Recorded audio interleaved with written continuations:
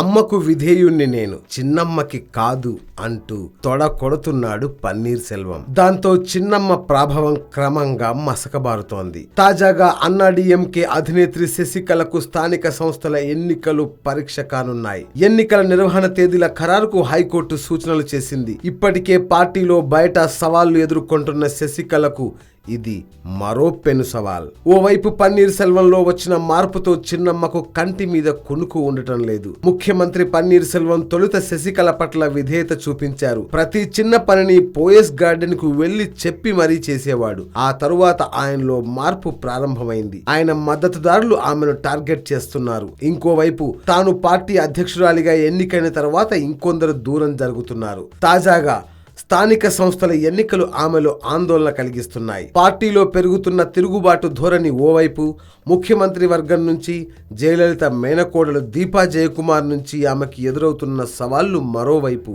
ఆమె రాజకీయ భవిష్యత్తును ప్రశ్నార్థకంగా మార్చాయి. పార్టీ మీద పూర్తి పట్టులేని శశికళకు జయలలిత మృతి అనంతరం పార్టీలో ఏం జరుగుతుందో అర్థం కావడం లేదు. పై చేయి కోసం శశికళ, పన్నీర్ సెల్వంలు ప్రయత్నిస్తుండగా దీపా జయకుమార్ వర్గం కూడా పార్టీలో కనిపిస్తోంది. ఇది స్థానిక సంస్థల ఎన్నికల్లో పార్టీకి నష్టం తెస్తుందని అంటున్నారు. అన్నాడీఎంకే పార్టీ స్థానిక సంస్థల ఎన్నికల్లో దెబ్బతింటే శశికళ పదవికే ఎసరు రావచ్చని అంటున్నారు.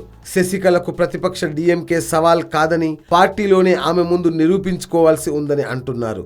చాలా మంది జయస్థానంలో ఆమెను ఊహించుకోలేకపోతున్నారు. స్థానిక సంస్థల ఎన్నికలు శశికళకు పెద్ద పరీక్షే అంటున్నారు. స్థానిక సంస్థల ఎన్నికల్లో అభ్యర్థుల నియామకం నుంచి వారి గెలుపు వరకు అన్ని శశికళకు పరీక్షలే. ఒకవేళ పార్టీ గెలిస్తే మాత్రం ఇక శశికళకు తిరుగులేదని అంటున్నారు. అంతేకాదు, విజయం సాధిస్తే పార్టీ పైన, ప్రభుత్వం పైన పట్టు సాధించడం, తన సత్తా చాటడం ద్వారా సీఎం పదవిని దక్కించుకోవచ్చుననేది ఆమె వ్యూహంగా కనిపిస్తోందని అంటున్నారు. జల్లికట్టు ఆందోళన విషయంలో శశికళను టార్గెట్ చేశారు.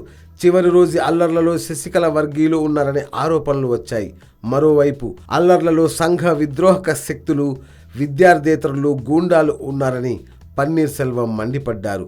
ఇటీవల జయను ప్రశంసించిన పన్నీరు శశికళ గురించి మాట కూడా మాట్లాడలేదు. అంతేకాదు, శశికళ భర్తకు ఓ డోస్ ఇచ్చారు పన్నీర్ సెల్వం. పార్టీకి రెండాకుల గుర్తు రావడానికి తన వంతు కృషి ఎంతో ఉందని శశికళ భర్త నటరాజన్ గుర్తు చేశారు. దానికి పన్నీరు సరైన కౌంటర్ ఇచ్చారు. రెండాకులు జయలలిత కృషే అని ధీటుగా స్పందించారు. శశికళ భర్తకు కౌంటర్ ఇవ్వడం ద్వారా వారి వ్యతిరేకులను కూడా తన వైపు తిప్పుకునేందుకు పన్నీర్ సెల్వం పావులు కదుపుతున్నట్లుగా కనిపిస్తోంది. మొత్తం మీద శశికళ పరిస్థితి ఏం బాగోలేదని రాజకీయ పండితుల విశ్లేషణ. చూద్దాం ఏం జరుగుతుందో. YoYo news, Chennai.